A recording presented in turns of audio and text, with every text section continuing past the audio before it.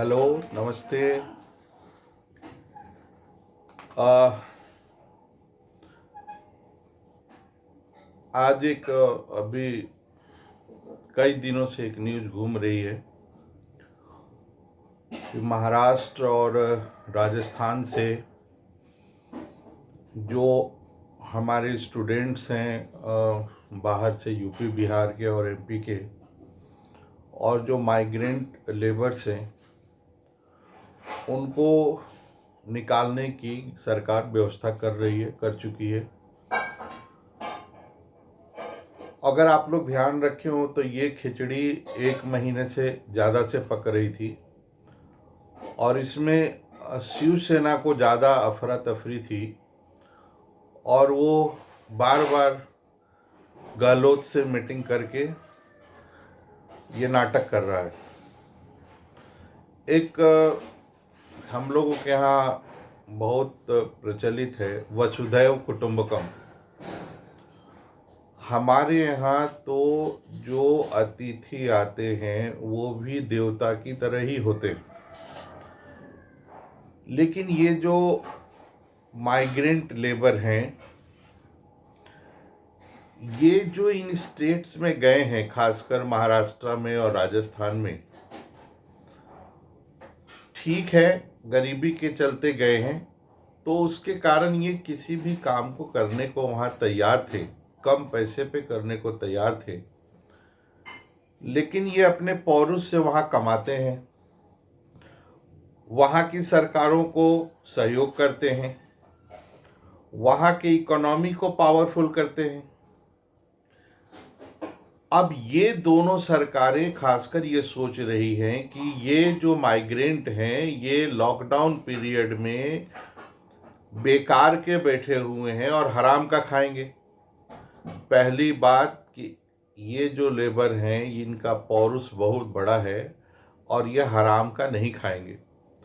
दूसरी बात ये है कि जब सरकार, सेंट्रल गवर्नमेंट जब इनको सब कुछ देने को तैयार है तो केवल आपको डिस्ट्रीब्यूशन का पेन लेने में समस्या हो रही है। अब अगर आप इनको ट्रेन से और बस से अलग अलग स्टेट में भेजेंगे तो ये जो 30-40 दिन का लॉकडाउन पीरियड था इसकी धज्जियां उड़ा देंगे केवल अपने फायदे के लिए कि जो हमारा अपना रिसोर्स आज अकाउंट में है वो किसी दूसरे स्टेट के लोगों पे खर्च ना हो। ये आपकी जो भावना है दूसरे स्टेट की, इसका भी हम पोल खोलते हैं आपके लिए। इसमें इस केस में सबसे ज़्यादा परेशान है शिवसेना और गहलोत, जो मोस्ट ऑफ द लोग हैं यहाँ पर, खासकर महाराष्ट्र और राजस्थान में और कोटा में, वो स्टूडेंट्स हैं। और जैसे अगर हम आपको एक डाटा बता दें तो पूना में लगभग 1 लाख स्टूडेंट होंगे बाहर के, उससे ज़्यादा ही होंगे, और ये 1 लाख रुपया एवरेज फी देते हैं पर ईयर, और एक मिनिमम स्टूडेंट का 10,000 रुपया 12,000 रुपया पर मंथ खर्च है। एसेंशियल जो खर्च है, कपड़ा, जूता, कॉस्मेटिक और मोबाइल, ये अलग से है। तो मिनिमम अगर भी जोड़ा जाए तो 1200 करोड़ से लेके 2000 करोड़ तक बिहार और यूपी के बच्चे पूना को देते हैं। कोटा के केवल कोचिंग में करीब 2 लाख बच्चे हैं। अगर उसी एवरेज को मिलाया जाए तो 1440 करोड़ रुपया पर ईयर बिहार और यूपी का कोटा जाता है। अगर ये जो पैसा है ये कोटा का 70% रेवेन्यू है पूरे डिस्ट्रिक्ट को चलाने का, और आज उस डिस्ट्रिक्ट को चलाने वाले लोग हमारे 200 बच्चों, 1000 बच्चों, 500 बच्चे जो अलग अलग हॉस्टल में फंस गए हैं, उनको न खाना खिला पा रहे हैं, कुत्तों की तरह का खाना ये दे रहे हैं। तो ये जो बच्चे हमारे यहाँ गए हैं, एक्चुअली इनको समझ में नहीं आ रही है कि कोटा कोई तक्षशिला नहीं है। वहाँ के टीचर्स में 4 चांद नहीं लगी है कोचिंग में। अगर आप 2 लाख बच्चे को रखेंगे, सुपर ब्रेन को पूरे भारत से कलेक्ट करके, तो आप पढ़ाइए या ना पढ़ाइए, रिजल्ट तो आना ही है। अब हुई बात ये थी कि 1990s में इन दोनों ही स्टेट का पॉलिटिकल सिचुएशन ठीक नहीं था, तो पेरेंट अपने बच्चों को पूना, कोटा या दिल्ली भेज दिया करते थे कि पढ़े या ना पढ़े, चलो जिएगा तो सही। आप लोगों को मुगालता हो गया कि आप ही दुनिया में तक्षशिला और नालंदा और विक्रमशिला हैं। जिस कोचिंग ने एडमिशन लिया था, आज जब बच्चों को प्रॉब्लम हुआ, वो बसेस लगाकर बच्चों को घर क्यों भेज रहा है? ये जो बच्चों का मेंटल टेंशन है, और आप फी भी साल भर का लेते हैं। तो जब आप 2 लाख बच्चों का एडमिशन लेते हैं, जिसमें टोटल सीट ही मेडिकल में 40,000 के लगभग और इंजीनियरिंग में 50,000 है, तो आप 1,10,000 को वहां बैठाकर बर्बादी तो कर रहे हैं ना।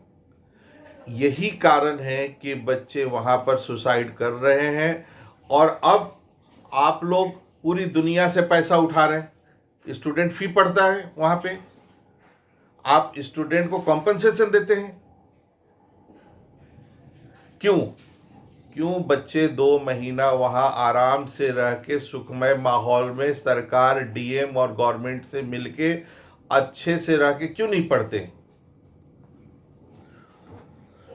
जो पंजाब का लेबर है, वो करीब वहां पर पंजाब में 25 मिलियन लेबर हैं, 2.5 मिलियन, 25 लाख, जिसका 70% लेबर यूपी और बिहार से आता है, और जो वहां के 70% रेवेन्यू को कमा के देता है। झाड़ू पोछा से लेके, गोबर उठाने से लेके, एग्रीकल्चर तक में मदद करता है, इंडस्ट्री में भी मदद करता है। अब आपके लोग तो उड़ता पंजाब देखे हैं, एग्रीकल्चर करने लायक है नहीं, बड़े लोग हैं। अब अगर ये माइग्रेंट लेबर आज कसम खा ले, जिसकी हम कोशिश करेंगे कि अब ये फिर कभी लौट के ना आए, तो आप समझिए आपकी क्या दुर्गति होगी। माइग्रेंट लेबर, अरे दूध वाला, सब्जी वाला, पेपर वाला, छोटी दुकानों वाला, these are the composition of our social life. आज उस माइग्रेंट लेबर का साइकिल और आपकी मर्सिडीज दोनों गैराज में पड़ी हुई है। किसको आप माइग्रेंट लेबर कह रहे हैं? उस माइग्रेंट लेबर के साथ सरकार है, आपके साथ है क्या? मास्क तो बोल नहीं पाते हो, टीवी पे आके 14 बार में मास्क बोल पाते हो, और स्टूडेंट को माइग्रेट करा रहे हो। ये बह के नहीं आए स्टूडेंट। थोड़ी कमी रह गई हमारी सरकारों में, थोड़ी स्कूलिंग में, थोड़े लॉ एंड ऑर्डर में, जिसके चलते आपकी रोजी रोटी 25 साल से चल रही है। लक्ष्मी बहुत भाग्य से आती है। हरियाणा में भी 41% लेबर बिहार यूपी के हैं, और वो भी उसके रेवेन्यू के 41% पार्टनर हैं। लक्ष्मी बहुत ही भाग्य से आती है, इसलिए कोटा वालों टीका लगा के घूमते हो बहुत, इसकी बेइज्जती मत करो। अब प्रॉब्लम ये हुआ बच्चों की साइकोलॉजी कि जो हमारे यहाँ बनारस, लखनऊ, कानपुर, पटना के रिजेक्टेड टीचर हैं, सी ग्रेड भी नहीं है, वो आपके यहाँ स्टार बने हुए हैं, क्योंकि जगह का नाम फेमस हुआ है। हमारे यहाँ के आज भी इतने बड़े बड़े टीचर हैं, वो भी पढ़ा रहे हैं, वो भी अच्छा पढ़ा रहे हैं, लेकिन बच्चों को ये लगता है कि घर से निकलने का, एडोलेसेंट पीपल हैं, और पेरेंट इतना समझाने की क्षमता नहीं रखते हैं। बच्चे थोड़ी आजकल बात कम सुनते हैं। शायद उन बच्चों को अब थोड़ी सी बात ये समझ में आएगी कि साइकोलॉजिकली कहाँ प्रॉब्लम हुआ था। पूरे भारत का जो ब्रेन है वो ड्रेन है, ब्रेन ड्रेन कर लिया आप लोगों ने 5वीं क्लास से, तो रिजल्ट तो आना ही है वहाँ से। आप कुछ भी ना पढ़ाएंगे तब भी रिजल्ट आएगा। तो क्यों ना बच्चा बैठ के घर में अच्छे से ऑनलाइन ही पढ़ ले, और उसको हम लोग सपोर्ट करेंगे। देखते हैं अभी कैसे क्या कर सकते हैं। जो हर साल इतने रुपए की बर्बादी 2 साल बच्चा 3 साल बैठ के कर रहा है वहाँ पे, अपने घर से दूर, अपने पेरेंट से दूर, सब कुछ वही समझ रहा है। तो क्या इस लॉकडाउन पीरियड में जो हॉस्टल्स हैं उनमें इतनी कमी आ गई कि जो बिहार यूपी इन हॉस्टल और कोटा वालों को और महाराष्ट्र वालों को 25 साल से पाल रहा है पर ईयर करेंसी कैश देके, वो हमारे बच्चों को 2 महीना नहीं पाल पाया। इस एग्जाम के पीरियड में, इस लॉकडाउन के पीरियड में वो बच्चे कितने टेंशन में होंगे। तो I am requesting to the government of UP and Bihar, Nitish बाबू and Yogi ji, and also the student including parents, कि आप प्लीज ये कुछ काम कीजिए। कोई दम नहीं है, हमारे अपने ही टीचर बहुत लायक हैं, उन्हीं टीचरों ने इन लोगों को पढ़ना सिखाया है। जो महाराष्ट्र में आप काम करते हैं, कभी छोटा भाई गुस्सा हो जाता है, कभी बूढ़ा भाई गुस्सा हो जाता है। इनकी पॉलिटिक्स वहीं पर है जब ये तमिलनाडु के लोगों का लुंगी खोल खोल के वहां से ये भगाया करते थे। तो या तो आप वहां पर जब जाएं तो एक यूनियन बना के जाएं, क्योंकि आपके लीडर वहां साथ नहीं देंगे, ये सब पैसा बनाने में लगे हैं। तीसरी बात यह है कि जब इनकी पॉलिटिक्स आपको भगाने की होती है तो पहले ये कास्टिज्म कर देते हैं, फिर जातिवाद कर देते हैं, फिर र्यूमर उड़ा देते हैं। आप सब वहां से महाराष्ट्र से माइग्रेट होकर यूपी चले आइए, देखिए इनकी कैसे इनको दूध मिलता है, रोटी मिलता है, चावल मिलता है, क्या क्या ये कर लेते हैं। ये देखना बहुत ज़रूरी है। लेकिन इसके पहले जो हमारी सरकारें हैं उनको अपने स्टूडेंट को मोटिवेट करना बहुत ज़रूरी है। मोटिवेशन ये कि हमारे छोटे बड़े शहरों में भी अच्छी कोचिंग अवेलेबल है। अगर आप में टैलेंट है, पेशेंस है, आप मेहनत कर सकते हैं तो आप वहाँ से भी बहुत अच्छा कर सकते हैं। और 20 साल 25 साल पहले करते ही थे, पहले वहीं से करते थे।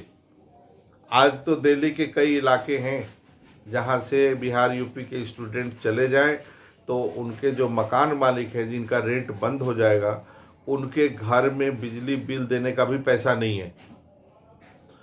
दूसरा पॉइंट ये है कि जो अच्छे टीचर हैं उनको पढ़ाने का अच्छा माहौल दीजिए, एक सर्वे कराइए, एक ऑनलाइन एप्लीकेशन मंगाइए।